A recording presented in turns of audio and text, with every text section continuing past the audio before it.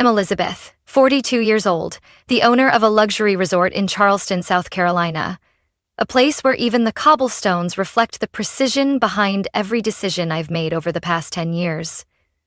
People often say I'm the kind of woman who misses no detail, and maybe they're right, because I built all of this from nothing.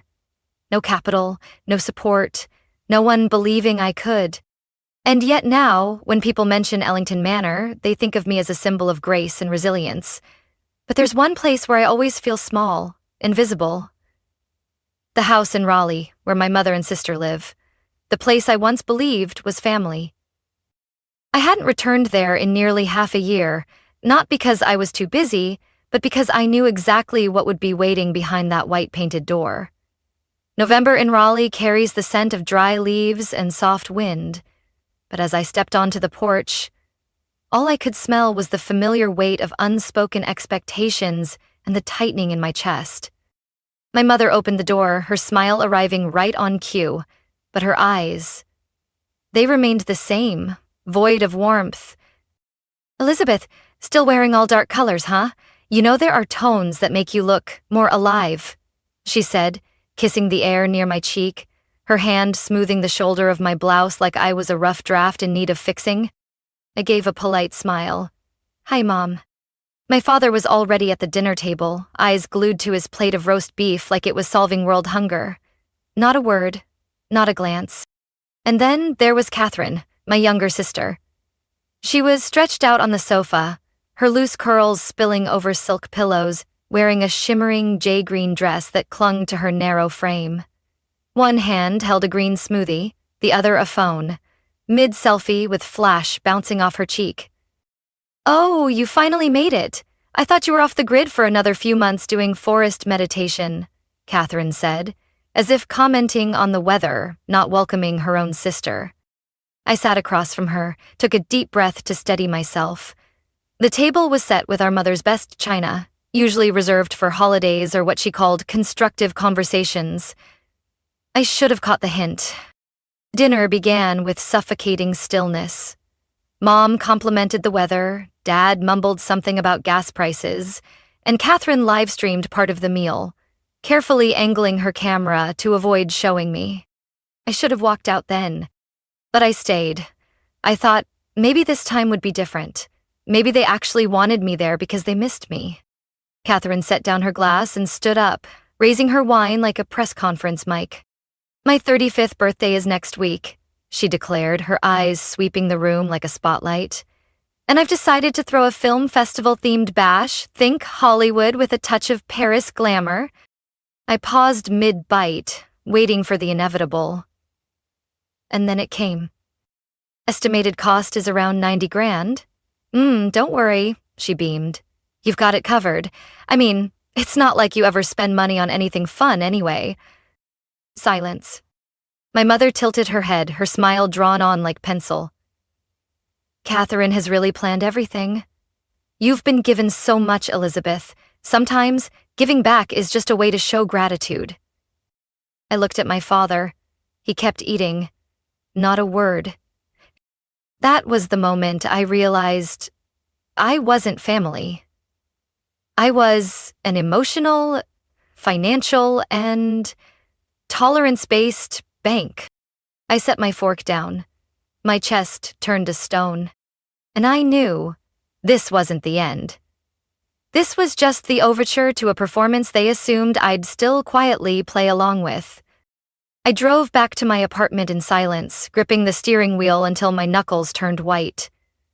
My mother's voice echoed in my head. "You've been given so much, Elizabeth. Sometimes giving back is just a way to show gratitude." Gratitude? I had spent my entire youth building a career, an empire of hospitality from scratch. I'd survived financial collapses, sleepless nights over blueprints and spreadsheets, mornings of back-to-back meetings and nights of relentless pressure. And now, their version of gratitude was a demand to fund a party I hadn't even been allowed to refuse. I parked outside my red crumb brick building, stepped into the elevator, and leaned against the frosted glass wall. Not one message from my mother. Not one call from my father after that dinner. And Catherine? She didn't even glance back when I left the table. The next morning, I arrived early at the office. Charleston was still half asleep, but I was already in my cream blazer, hair pinned back, clutching a black coffee. Ina, my operations director, was already there, holding a folder and looking at me with quiet concern. "Everything okay?" Ina asked gently, her sharp eyes never missing a shift in my expression. I gave a small smile, setting my bag down. "Family." Ina nodded, asking nothing further. She understood better than anyone. We were reviewing the event calendar for the upcoming month when my phone buzzed. I froze at the caller ID. Catherine. I hesitated, then answered. "Are you busy?" Her voice had that lazy, spoiled tone, like she had just rolled out of bed. "I'm in a meeting. What is it?" "I need you to approve my birthday budget," she said lightly, like she was ordering extra candles for her bedroom. "Gotcha. The birthday party in Malibu, remember? I sent you the full breakdown in an email. Everything's already planned. You just have to sign off." I opened the email. There it was. Event plan, Catherine's 35th, with a 3-page itemized budget. A 2-day party, private beach, cocktails, a DJ flown in from New York, fireworks, limousine service from the airport. The total, nearly $95,000. I read each line slowly, trying to grasp why she thought this was normal. And then, the last line hit me like ice water. Sponsorship, Elizabeth Westwood, confirmed by parents. My grip on the phone tightened, the cold from my hand crawling up my arm. "I never agreed to fund any part of this," I said, voice steady and low. "No need to be so uptight," Catherine said with a hint of a smirk. "You're not married, no kids, no one to worry about but yourself. Mom said it's time you shared a little." I didn't respond. Her words fell like tiny shards of glass, cold and cutting. "You get it, right?" she added sweetly. "You're the responsible one. You're the chosen one." I hung up without another word. Less than an hour later, I got an email from my mother. Subject, family love. The body was a long paragraph sprinkled with thank yous for my constant sacrifices, compliments on my success, and ended with a message that sealed it all. "You're the pride of this family. And Catherine, she just wants one special day in her life. Don't make it harder for her, Elizabeth." I stared at the screen, feeling as heavy as stone. No one had asked if I wanted to be involved. No one thought I had the right to say no. They didn't wait for my answer. They had already assumed I'd say yes. They didn't need me to show up. Just my signature. And my bank account. That evening, I sat alone in my marble-tiled kitchen, warm golden light casting a soft glow over my glass of red wine. I opened an old photo on my phone. Me, my parents, and Catherine the year I opened Ellington Manor. They were all beaming, so was I, but now I saw it clearly. I was the only one not leaning on anyone. I used to think success would make them see me differently, but no. To them, I was always the fixer, the fallback when bills piled up and dreams needed funding. This time, I wasn't sure they were ready for the answer. No. I was at the office, eyes skimming through emails like they might lift the pressure squeezing at my temples, when Ina walked in, holding her phone, face tense. "You need to see this," she said, handing it to me. I took it and looked at the screen. A video posted a few hours ago on Catherine's Instagram account, filmed from inside a car as she drove past my house in Charleston. The old 1930s home with faded roof tiles, a flower-covered balcony and white-painted walls worn with time. Catherine's voice rang out, sweet and laced with sarcasm. "This is my sister Elizabeth Westwood's secret hideaway, the resort queen herself. Who would have thought, right? Living in a house straight out of a detective novel?" She giggled. "Maybe she's going for the mysterious recluse look? Or is this part of a disguise show?" Laughter came from the back, clearly her new boyfriend, someone I hadn't met. Below the video were hundreds of comments. "Wait, she's a billionaire and lives like that?" That house looks depressing. Classic rich but doesn't know how to enjoy it. Maybe she's saving money for that $90 K birthday bash. I couldn't tell what upset me more. The mocking tone in Catherine's voice, the snide laughter from strangers, or the feeling of being dragged into a spotlight I never consented to. I set the phone down and sat silently for a few seconds. "You okay?" Ina asked, her voice low. I nodded, though fury simmered just beneath my skin. Not because of the criticism, not because my home was filmed, but because my own flesh and blood was the one who handed me over for ridicule. Catherine hadn't just crossed a line. She'd torn it down completely. I sat there for a long time afterward, watching sunlight dance through the blinds, scattering golden shapes across the wooden floor. I had chosen that old house because it gave me peace, because I didn't need a castle to feel full. But now, that simplicity had been turned into public amusement. I opened Catherine's Instagram again. She was still posting stories, footage from her dress-fitting studio, Zoom calls with her set designer, snapshots of a 3-tier gold-trimmed cake sample. Everything seemed finalized, and of course, still assumed to be funded by me. Not a single message asking what I thought, how I felt, just silence and expectation. That night, I didn't go home. I drove to Ellington Manor, walked slowly through the white marble lobby where the chandelier glowed softly like afternoon sun. I sat in the second-floor conference room, opened my laptop, and created a new folder. Catherine, personal.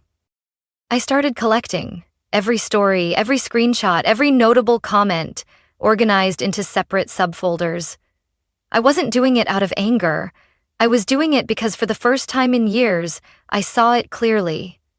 I had let them define my worth for far too long, and I wouldn't let it continue another day. The next morning, as I entered my office, Ina was already waiting, holding a cream-colored envelope stamped by a major Los Angeles event firm. "This came in for you this morning." Sender, Catherine Westwood, via her manager. I opened it. Inside was a venue deposit contract for the birthday party. My name was listed under financially responsible party. No signature from me, but a neatly typed line, verbal confirmation from Elizabeth. I looked at Ina. "She thinks I won't check." "She thinks you'll keep tolerating it," Ina replied. "Like always." I didn't answer. I just nodded, then picked up my phone and typed a message. "I am not sponsoring any of your events. Take the video down immediately or risk a complaint for unauthorized filming. And do not send any more contracts under my name. Your sister no longer cleans up your messes." I hit send, then powered off the phone. 3 days after I sent that message to Catherine, no one responded. No apology, no explanation. I figured they finally realized I meant it this time. Then, on Wednesday morning, just as I arrived at the office, the receptionist informed me my mother was waiting in the lobby. No appointment. She had never been here before, not once in the 10 years I'd built Ellington Manor. I stood inside the conference room, looking through the glass. My mother sat stiffly in a high-backed leather chair, hands folded neatly over her beige designer purse. She looked like she was waiting for a lawyer, not her daughter. I signaled Ina to open the door. "Elizabeth," my mother smiled, but it wasn't a warm, motherly smile. It was rehearsed, just warm enough to pass, without masking the urgency behind her eyes. "You're surprised," I said, polite but cool. "Yes, I know," she replied, standing. I thought it was time we spoke directly, instead of letting misunderstandings fester. I invited her into my office. Ina shut the door, and the air inside thickened with something hard to name. Not quite tension, not quite peace. My mother placed her purse down, then pulled out a folder in a leather sleeve. I recognized the type, not handwritten or printed at home. This was a professionally bound, contract-style document. "I think you should take a look at this," she said, voice steady. I opened the folder. In front of me was the detailed budget, Catherine Westwood's 35th birthday celebration. Every item was clear: lighting, audio, celebrity guests, transportation, red carpet. And at the bottom, highlighted in blinding yellow. Primary sponsor, Elizabeth Westwood, confirmed via third party. I looked up. What third party? I've been coordinating with the event team, she replied, as if it were the most natural thing in the world. And, there's another document I need you to sign. She took out another envelope, this time from Greystone and Miller, a law firm I knew represented the Landon family. Catherine's boyfriend's side. I flipped through the pages, and in the financial clause, one line chilled me. In the event the primary party, Catherine Westwood, fails to complete payment, financial responsibility will be automatically transferred to the designated sponsor, Elizabeth Westwood, including all event costs, contract penalties, and applicable legal fees. I haven't signed anything, I said, voice low but firm. But I confirmed it, she said casually, like she was talking about reserving a lunch table. You're the only one who can afford it. And, you know Catherine. She's still finding her footing. I stood, gently pushing my chair back.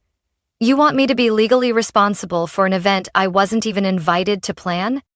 Elizabeth, don't be dramatic. She softened her tone. You've always been the reliable one. Everyone trusts you. I trust you. No, you don't trust me. You trust my ability to pay. She paused, then sighed.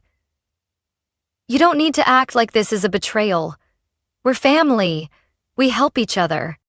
I closed the folder and placed it neatly in front of her. Helping doesn't mean being manipulated. She stared at me. Something in her eyes shifted, no longer soft but laced with frustration and disappointment. You've changed, she said. You've become cold. I smiled faintly. Not cold, Mom. Just clear-headed. She didn't say another word, just stood up, straightened her coat. I hope you'll reconsider. Catherine's really looking forward to it. I didn't walk her out. Ina was already waiting in the hallway. When the door closed, I sat down, hands resting on the desk, still warm from my untouched tea.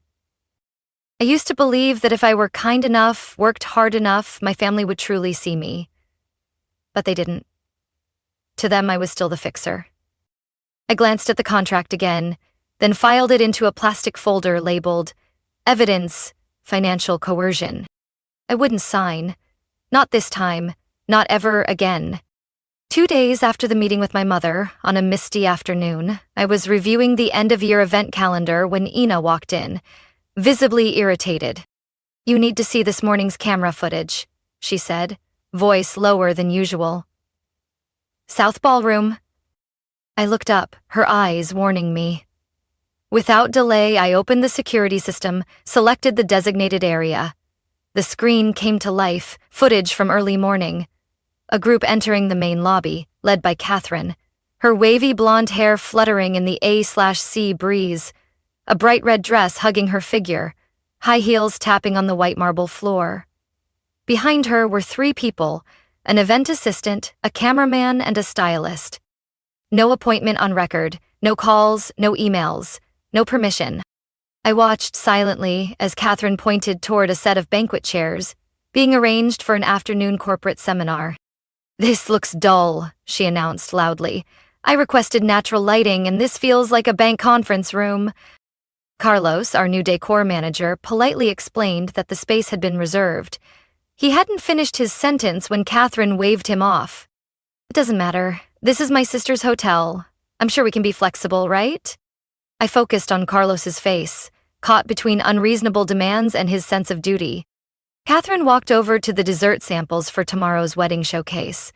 Artisan cakes from a renowned pastry chef. Without asking, she pinched off a piece, tasted it, then grimaced. Too sweet. Who approved this? The footage continued. She circled the ballroom, waved for mock-ups to be removed, demanded alternate music options, even called for a complete change of table linens, none of which had been scheduled or booked. Switching to a side camera, I saw her filming a TikTok, captioned, "Scouting the perfect venue for my birthday bash at my sister's super fancy hotel." She twirled, smiled at the camera, and whispered, We're going to remodel everything. Don't worry. I shut the laptop and looked at Ina. She thinks I won't find out, Ina said. No, Catherine knows I will. She just didn't think I'd do anything. I stood, walked to the file cabinet, and pulled out a folder I'd started the week prior when things began to cross the line. Label: unauthorized behavior, internal.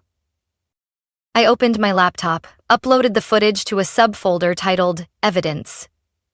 Every minute, every word, every expression, clear and undisputable. I want you to contact legal, I told Ina.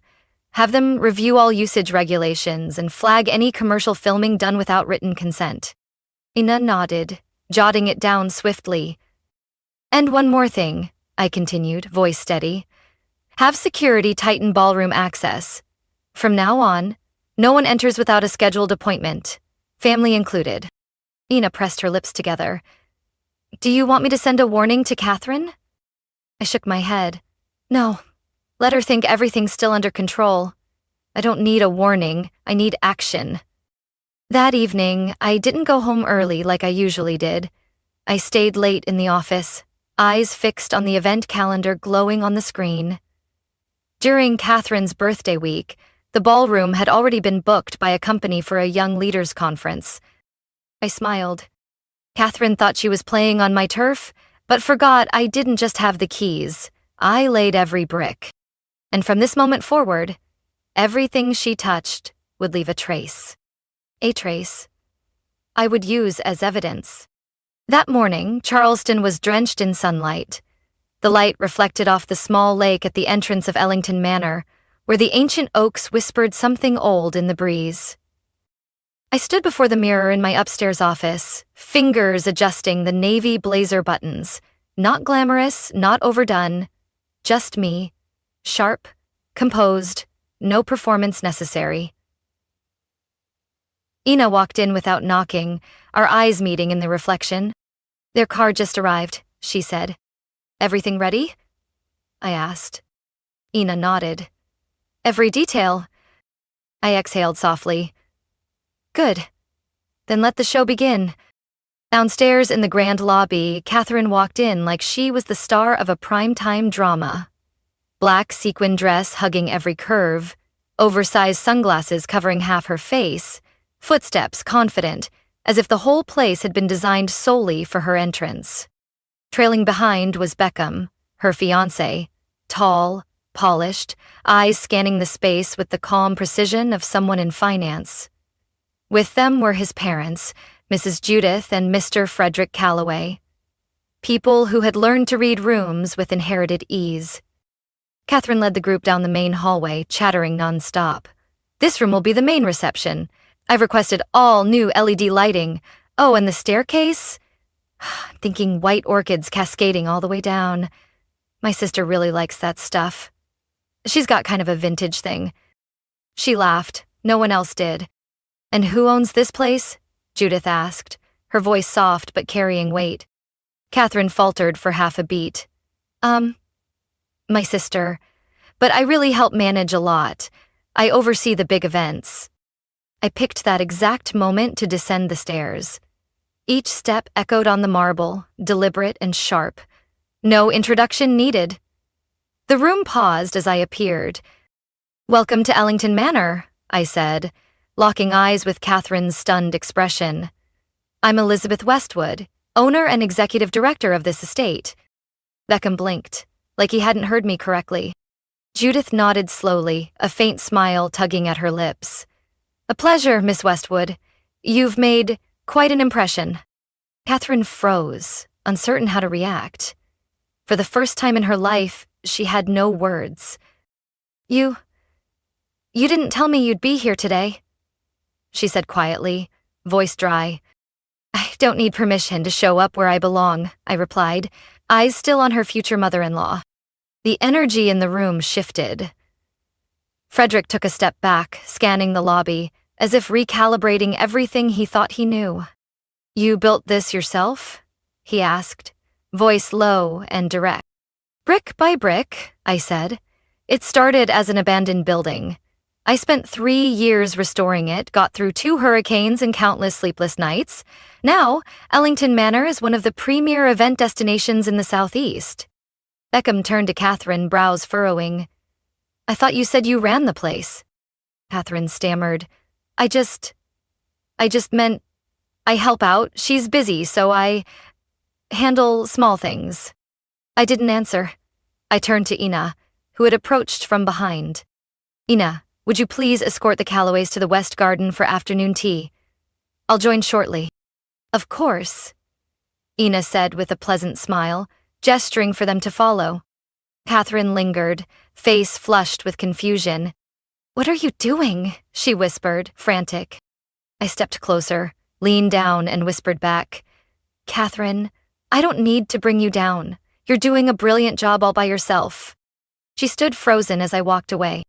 Outside, the sunlight danced across the stone path leading to the garden. Glasses clinked softly amid birdsong in the afternoon air. Judith sat with perfect posture, lifting her teacup, her thoughtful gaze fixed on me. My daughter could learn a lot from you, she said. Not for your wealth, but for how the world quiets when you enter a room. I smiled, completely steady, not proud, just finally ready for this moment I'd waited long enough for. 3 days after the party, Ellington Manor returned to its usual rhythm.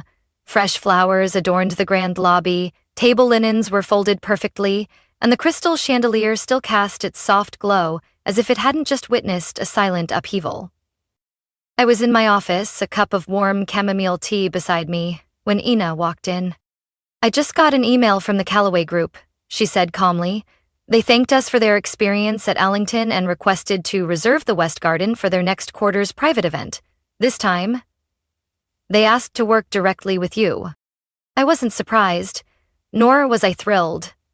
Everything was arriving exactly when it was meant to. Catherine, on the other hand, was different. That evening, she posted a video on social media. No background music, no filter. Just a still frame, dim lighting, and a face with barely there makeup. She stared into the lens for a long moment before speaking. I know a lot of people are waiting to hear what I have to say after everything, but honestly, I don't have much to say except... She paused, her eyes red. I was wrong. Wrong for thinking I could lean on image without ever building anything real. And even more wrong for not respecting the one person who always held things together behind the scenes. I didn't watch the whole thing, not because I was angry, but because I didn't need more words. I'd heard enough over the past 30 years. I turned off my phone, placed it face down on the desk, and looked out the window, where the golden light of evening soaked the treetops in the yard. A week later, I received a single text from my mother. No exclamation mark, no emojis. Can you come for dinner this Sunday?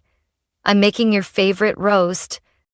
I read the message, paused for a few seconds, then put the phone down. No reply, no anger, no hesitation. I didn't need a dinner to prove I was loved. I used to believe that if I worked hard enough, sacrificed long enough, my family would truly see me, that they would choose me, not for my usefulness, but because I deserved love. But then I realized some doors never open, no matter how many times you knock, not because you're not good enough, but because they were never meant for you. That night, I didn't go to my parents' house. I poured myself a glass of red wine, opened the balcony doors, and let the night breeze drift through my little home, glowing in golden light. I put on an instrumental jazz track, sat on the floor, leaned against the wall, and propped my feet on a chair. No one asked where I was. No one called. No one complained. There was only stillness. And for the first time, that stillness didn't feel lonely. It felt free. I used to think peace came when someone changed, when they admitted fault, when they apologized. But no. Real peace comes when you stop reshaping yourself to fit those who never cared to see you clearly. I didn't win through rage. I didn't scream, I didn't punish. I just walked away. Not because I stopped caring, but because I started caring more about myself. I didn't need them to see me. I just needed to see myself, clearly and completely. I'm Elizabeth Westwood. I'm not a walking wallet. I'm not someone's shadow. I'm the woman who built her own dream, and I don't owe anyone an apology for that. On my desk now is a new file, a proposal to expand the resort to the southern coast. Ina says it's still an untouched area, but full of potential. I nodded. We'll head out there next week. It took me many years to learn. You can't choose where you're born, but you can choose where you belong. I choose a place where laughter is real, silence isn't weaponized, and my whole self, exists. And for me, that's enough. From my own story, I've learned one simple truth, earned through a long journey. You don't have to keep sacrificing to prove your worth to people who never truly saw you. Peace doesn't come from others' approval. It comes the moment you stop pleasing them and start living for yourself. Family isn't the place that makes you feel small. It's the place where you're allowed to be yourself. And if that place doesn't exist, you have every right to build it on your own. Now tell me, what do you think of Elizabeth's story? Have you ever been in a similar situation? Share your thoughts in the comments below. And don't forget to follow this channel for more honest, emotional stories about family and life. If someone ever asked me, Amelia, when did you realize you were the extra in your own family? I wouldn't answer right away. How could a 6-year-old child possibly understand what it feels like to be replaced? But I remember the day everything changed. It was the day my younger brother Andrew was born. Before Andrew came along, my childhood in Seattle was filled with peaceful moments. Every night, my dad would read me Grimm's fairy tales, while my mom gently braided my hair, telling stories about big, soaring dreams. I used to be the little girl riding on my father's shoulders every weekend to Alki Beach, where we'd collect shiny seashells together. The drawings I made, even if they were nothing more than messy preschool scribbles, were proudly displayed on our fridge like priceless treasures. Then Andrew was born, and my world slowly faded into the background. I remember my 7th birthday vividly. For months, I had been wishing for a red bicycle.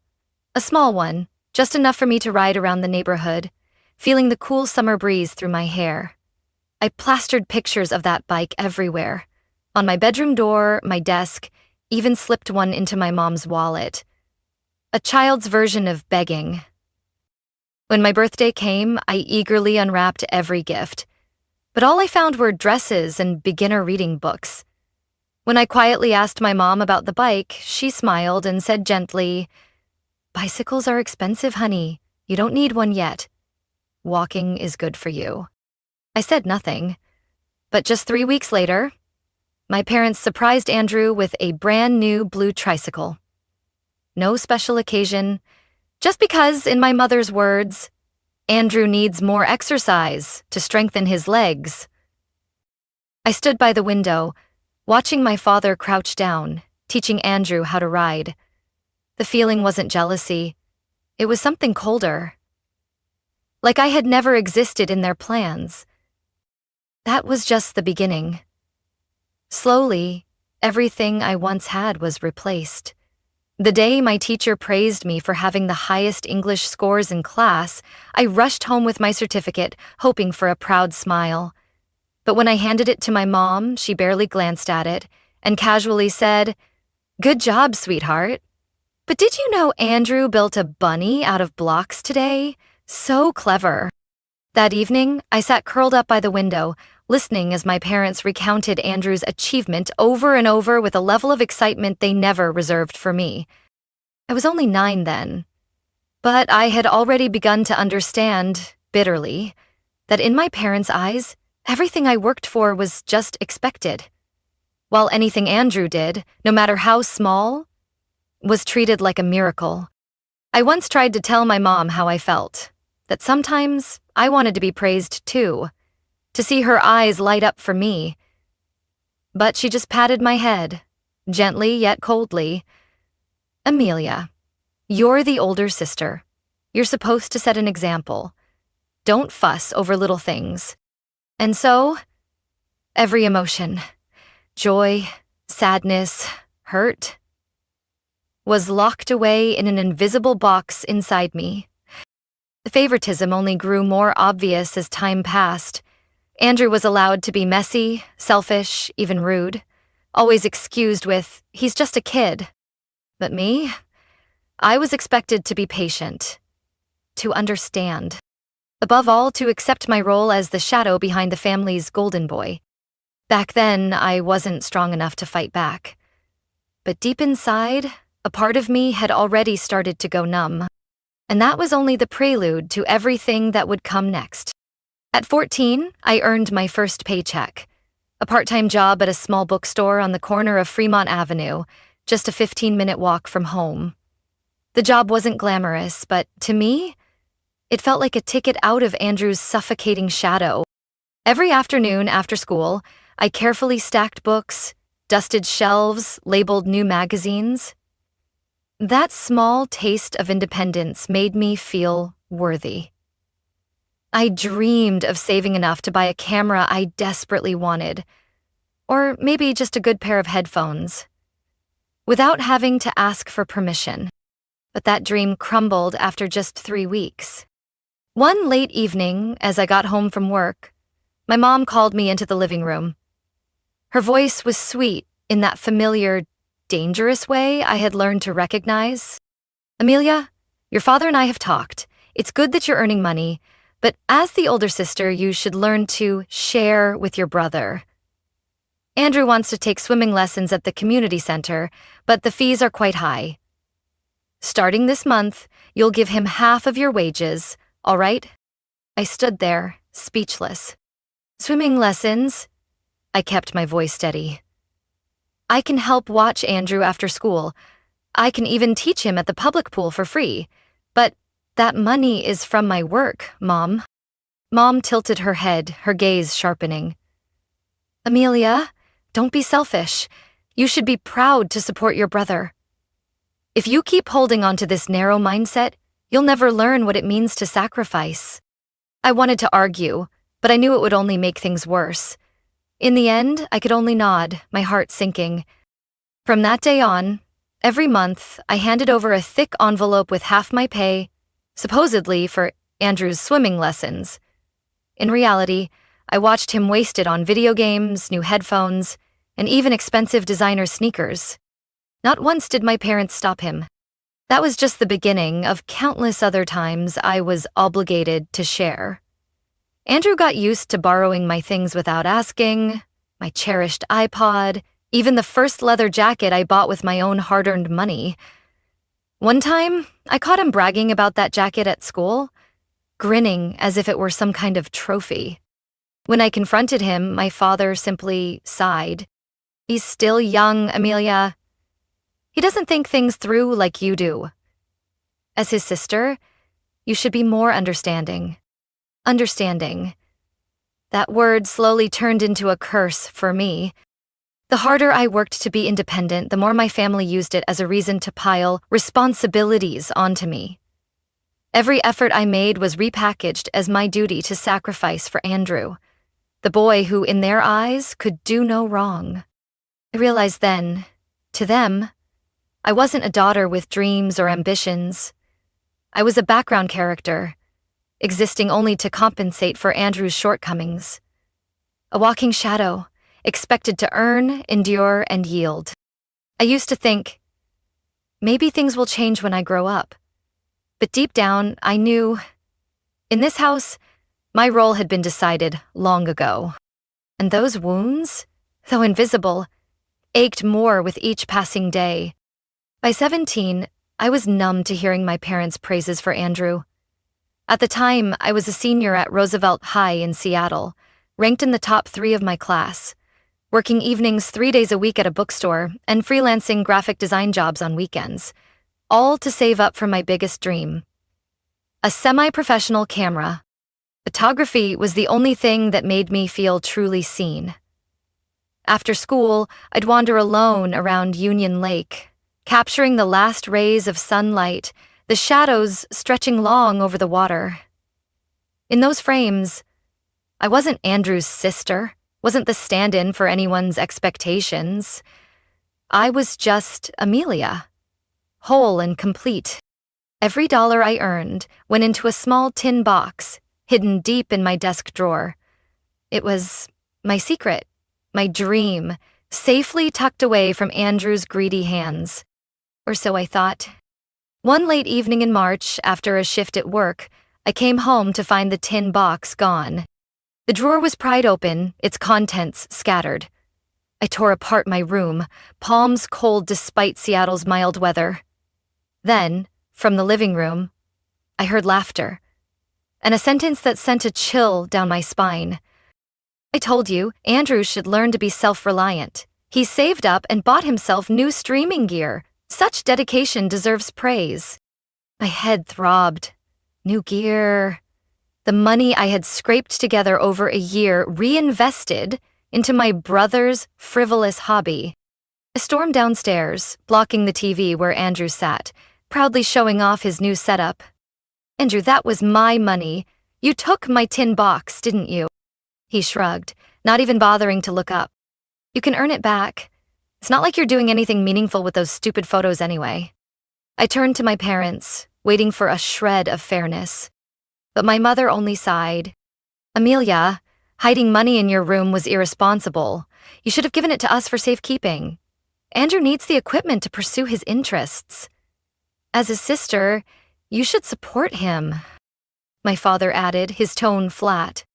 Money is just a tool. What matters is that family shares with each other. Share? No.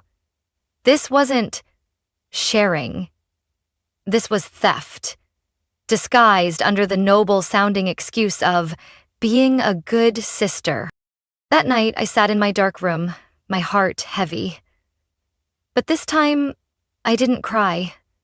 Instead, I opened my laptop and searched for a new job. I needed more than a bookstore paycheck, more than freelance scraps. I applied to be an assistant at a local wedding photography studio. The work was grueling, setting up props, cleaning, editing hundreds of photos late into the night, but at least it was a path out of this endless cycle of thankless sacrifice. In the following days, I left early, returned late, avoiding everyone in the house. The kitchen lights stayed on every evening. Andrew still laughed loudly over his new gadgets, and my parents pretended not to see me walking past in silence. But I no longer cared. Every time I closed the studio door behind me, I knew I was getting a little closer to my own world, where no one could take away what I had chosen. 1 week after turning 18, I left home. No party, no farewell. Just a quiet Saturday morning while everyone slept. I packed my bag, grabbed the keys to a small rented room in Capitol Hill, and closed the door behind me.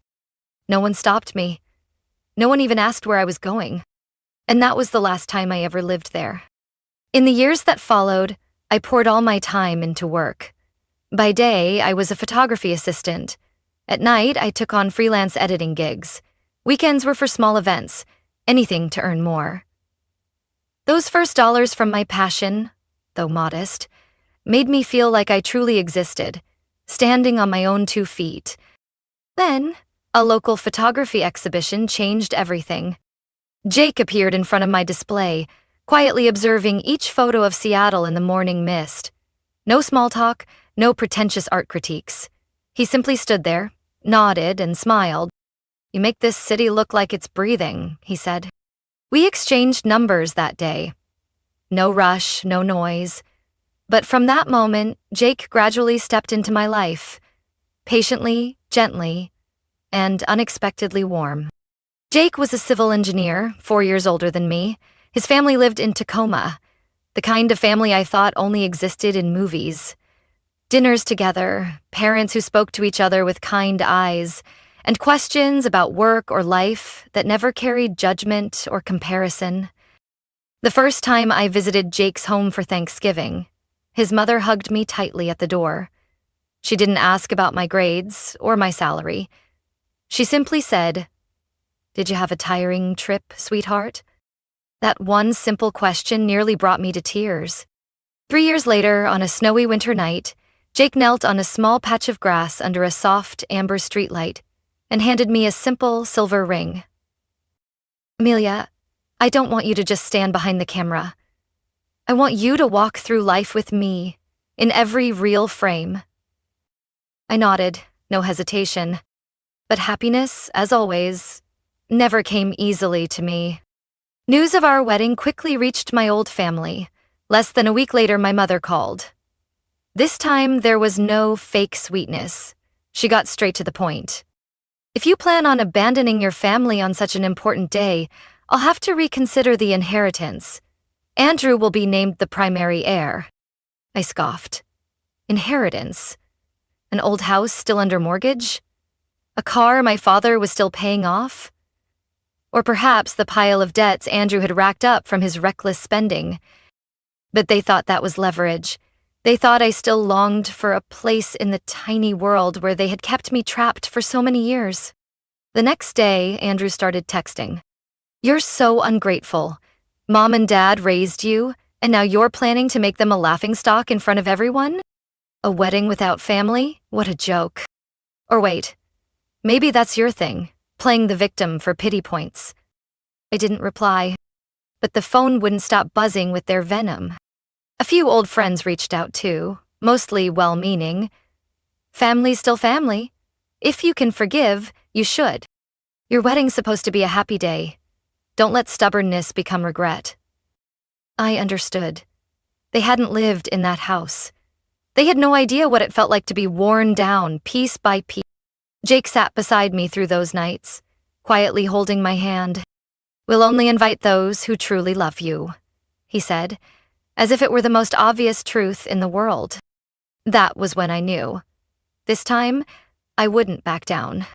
1 week before sending out the invitations, I received a message from my mother. Family needs to talk, not over the phone, and definitely not through outsiders. I knew outsiders meant Jake. After many nights of Jake listening to me vent without interruption, he gently suggested, if you feel you need to say it all once, I'll go with you, but only this once. So, that Saturday morning, we sat in a small cafe in Ballard, far enough from downtown to avoid familiar faces, quiet enough that no words could hide. My mother arrived first, impeccably dressed, makeup flawless but eyes heavy with exhaustion. My father followed, wearing his worn-out suit, still clinging to his old dignified demeanor. And finally, Andrew, slouched in a wrinkled hoodie, headphones hanging around his neck, barely pretending to care where he was. No one ordered anything. Mother spoke first, her tone a blend of reproach and pleading.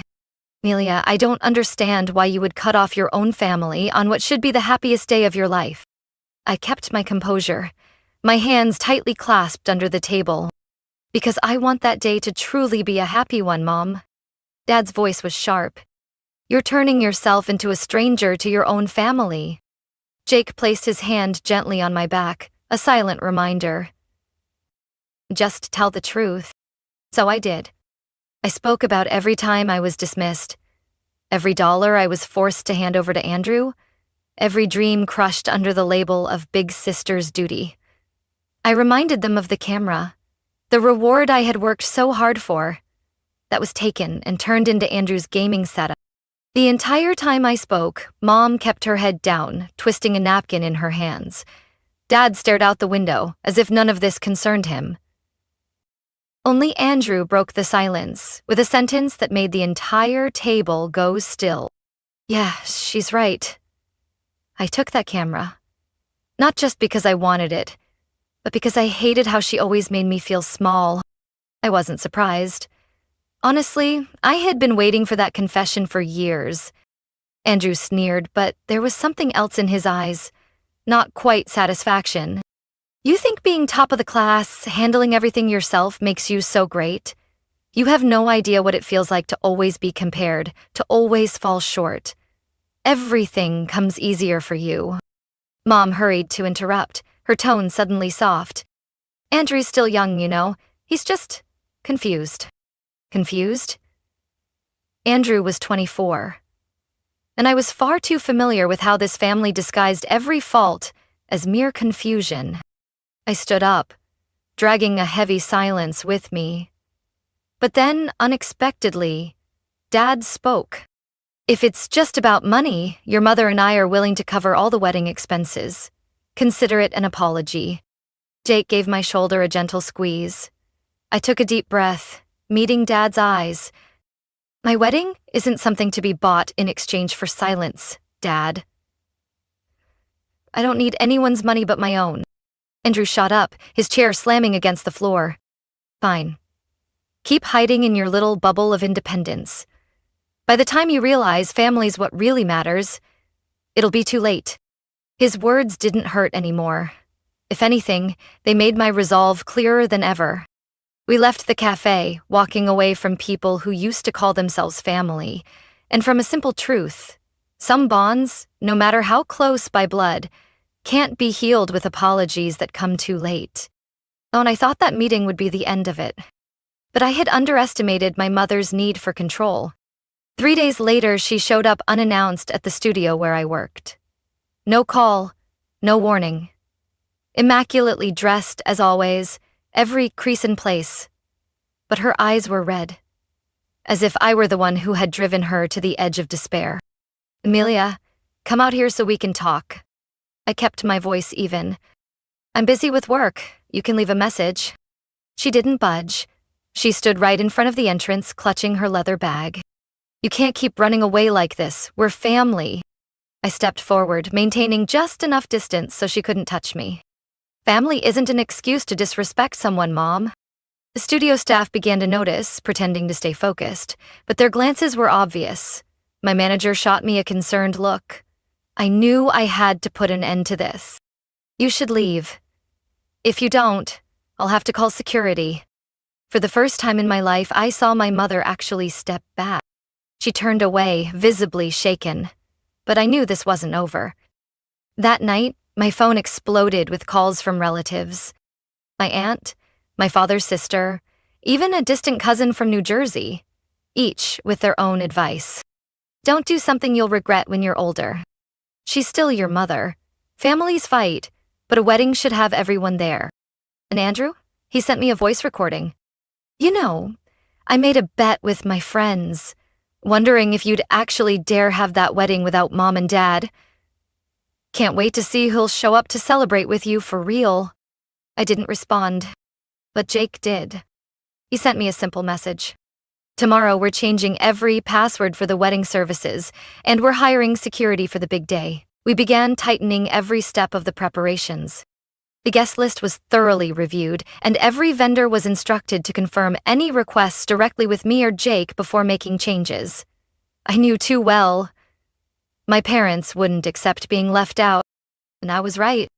A week later, the banquet manager called me, sounding confused. "Miss Amelia, someone claiming to be your father just requested to change the seating chart. He said there must be a head table for your family and asked to add 10 more guests." I thanked her for calling and reminded her we had a password. They wouldn't get through. But what sent a chill down my spine was my mother's message right after. "If you want everyone to see you as an ungrateful daughter, I'll make sure you succeed." I didn't reply. I didn't cry, either. Instead, Jake and I arranged for an additional layer of security at the wedding. We didn't discuss it much, but the way he looked at me, steady, calm, was enough to remind me I wasn't facing them alone anymore. Some close friends expressed concern. "They're doing this because they care about you, Amelia. Don't be too harsh." I stayed silent. There are things outsiders will never understand, and they don't need to. With 5 days left until the wedding, every morning I woke up to new messages from Andrew, a mix of mockery, insults, and bossy demands. My parents had switched to emails, attaching old family photos as if those images could patch up the years of damage. But all I felt was relief. For the first time, I was living for myself. 3 days before the wedding, I got a call from Madison, an old high school friend I hadn't spoken to in years. "Amelia, there's something... I'm not sure if I should bring this up, but lately I've seen some posts about you on Facebook. Are you okay?" I frowned. What do you mean? Madison hesitated. They're saying, you're having a mental breakdown, overwhelmed with wedding stress, acting irrational. That your family's so worried but you've cut them off. I didn't need to ask who they were. I opened Facebook. I had unfollowed most of my family long ago, but when I checked my mother's account, the posts appeared immediately. As parents, the most painful thing isn't being rejected by your own child, but watching them spiral out of control and being powerless to help. Praying Amelia finds herself again before it's too late. Beneath were hundreds of sympathetic comments, shares, words of encouragement, all directed at them. No one asked why I had chosen silence. At that moment, Jake walked in, phone in hand. His expression was calm but firm. Andrew just called the church venue. Claimed to be my brother, trying to add 30 seats for your extended family. I froze. Fortunately, the staff there knew better. They checked with me first. Jake sat next to me, opened his laptop, and started reviewing every vendor account. We need to be ready for the worst. If they're bold enough to impersonate me, they won't hesitate to show up and cause a scene. That night, we held an emergency meeting with the security team. The wedding was initially planned with standard security, but after everything, I knew my parents wouldn't quietly stand aside. We upgraded the entire plan. QR code check-in for every guest, internal security covering each section, and a rapid response team on standby for any unexpected disruptions. I didn't want my wedding to become a battlefield, but I also wouldn't allow anyone to ruin it. The next morning, I received an anonymous email. Subject: Family is forever. The message was brief. Who do you think you are to deny the very people who gave you this life? It would be such a shame if your wedding became the talk of the town because of your blatant ungratefulness. Attached was a photo of Jake and me at a wedding dress fitting, clearly taken from a distance without our knowledge. Chilling. I immediately forwarded the email to Jake. He simply replied, I'm handling it. That afternoon, Jake's lawyer got in touch. Papers were already prepared to request a restraining order should my family engage in any harassment on the wedding day. Any sign of trespassing, disruption, or defamation would trigger immediate legal action. Jake didn't say much, but every action he took made me feel safer than any words of comfort ever could. The night before the wedding, I sat on the balcony, watching Seattle bathe in cold yellow lights. The city remained loud, but I was all too familiar with the silence from my family. No congratulations, no messages asking how I was. Instead, the same old blame. She's bringing this on herself. Your poor parents, suffering because of her stubbornness. I read them but didn't react. Explanations wouldn't change anything. People believe what they want to believe. Wedding day. Seattle was neither blazing hot nor pouring rain. A rare, gentle kind of weather, as if it had chosen to side with me. The garden venue outside the city gleamed with fresh greenery, adorned with pure white ribbons. I stepped out of the car, gently holding my wedding dress, my heart surprisingly calm. Jake had arrived early to oversee everything. His friends and family were all there, their faces glowing with joy. For the first time in my life, I didn't have to handle every detail alone. As I smiled, the head of security approached with a serious expression. Miss Amelia, they've arrived. I didn't need to ask who. My parents and Andrew. They stood at the main gate, dressed formally as if they had been invited. Dad wore his old suit from my uncle's wedding last year. Mom donned her usual special occasion teal silk dress. Andrew was different. Hoodie, backward cap, radiating his typical defiance. They spoke to security, my mother's sharp voice slicing through the air. I heard every word from a distance. We are the bride's family. No one has the right to keep us out. The security manager looked at me, waiting for instructions. Jake stood beside me, unwavering. It's your call, Amelia. Just remember, today is your day, not theirs. I nodded. Stick to the plan. They're not on the list. No entry. The security team executed flawlessly. Dad tried intimidation, Mom switched to theatrics, raising her voice to draw attention, while Andrew stood back, arms crossed, throwing snide remarks loud enough for passers-by to hear. Look at her, earns a little money and suddenly forgets who she is. But this time, their judgments, insults, and stares no longer touched me. They were outside. I was standing in my own moment. I turned away from the gate, walking straight into the venue. The string quartet began to play. I walked down the aisle covered in white petals, each step lighter than the last. Not because of the dress, not because of the eyes watching, but because I had finally let go of the heaviest burden. The impossible expectations of those who should have loved me most. Jake stood waiting at the end, his smile as steady as my anchor. In that moment, I realized, for years I had been running after validation from a door that was never going to open.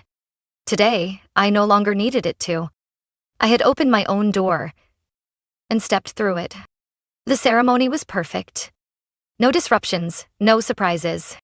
Everyone who truly loved me was there, witnessing, celebrating. No one mentioned duties. No one lectured on what family should be. When the announcer said, "I'm honored to present, for the first time, Mr. and Mrs. Jake and Amelia," the applause roared like a wave. Outside the security perimeter, my parents remained standing. Andrew had vanished at some point. They stared in, frozen, like strangers lost in a place that was once theirs. But I didn't walk over. Not out of anger, not out of spite, but because I knew. Some doors, once you close them yourself, mean you're finally ready to walk forward, no matter who's standing behind. I held Jake's hand tightly as we left the ceremony, the music still echoing behind us. That evening, after the wedding, Jake and I sat together on the rooftop of a small hotel in Bainbridge Island. From there we could see the twinkling lights of Seattle in the distance. But this time, they no longer made me feel alone. Jake's family gathered downstairs, still laughing and chatting. They weren't flashy, not loud, but every glance, every gentle gesture made me understand what a real family felt like.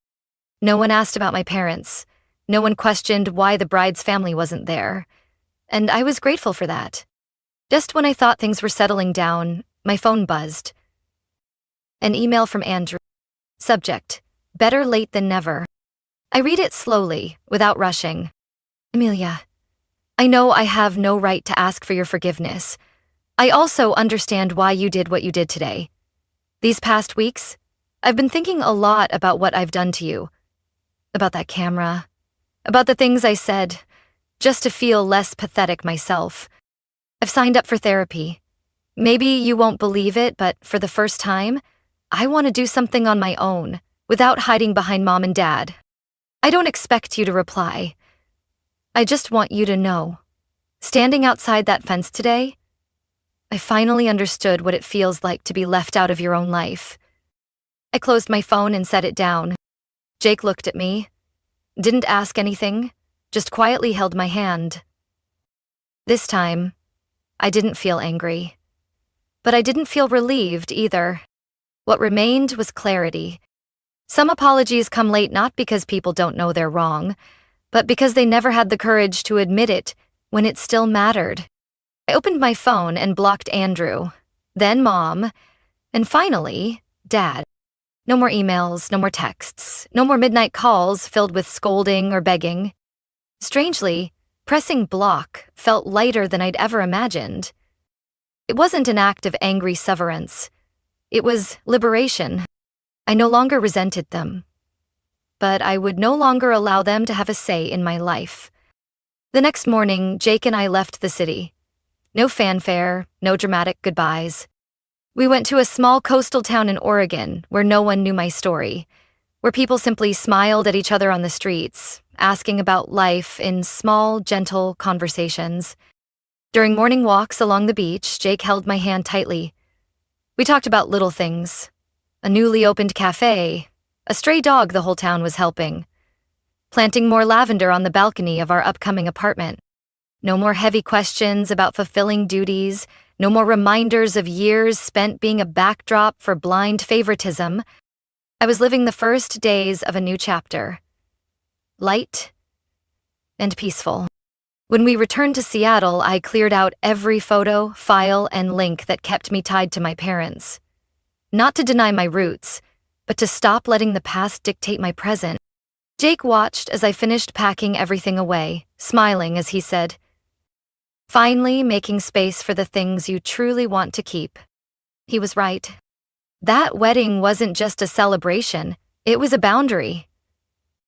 I'll never let something happen to him anymore, once and for all.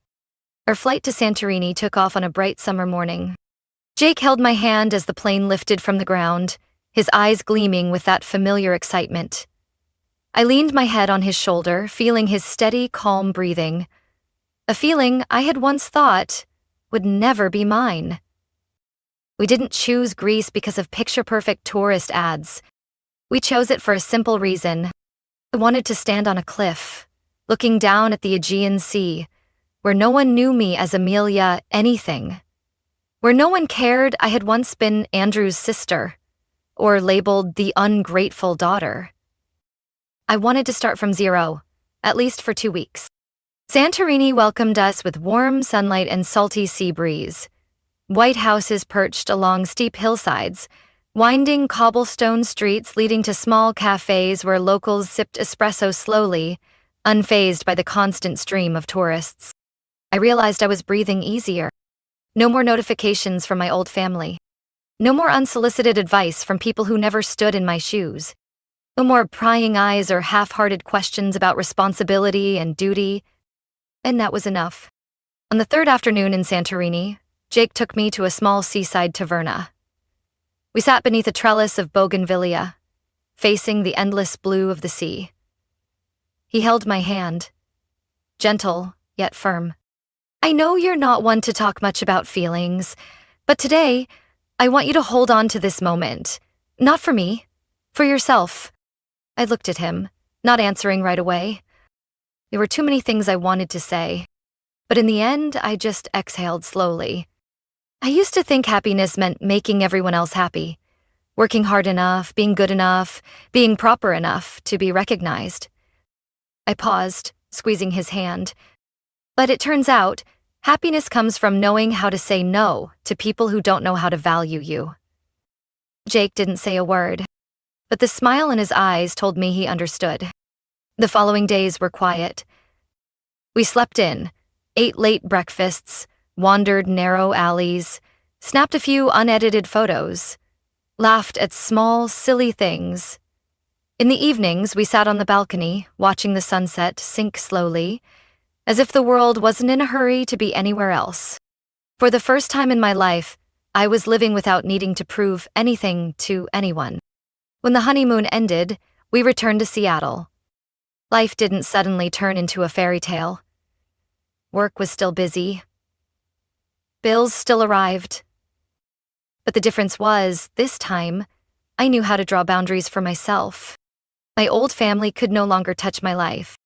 I'd no longer checked emails, hoping for a genuine apology. I no longer clung to the hope that one day they would see my worth.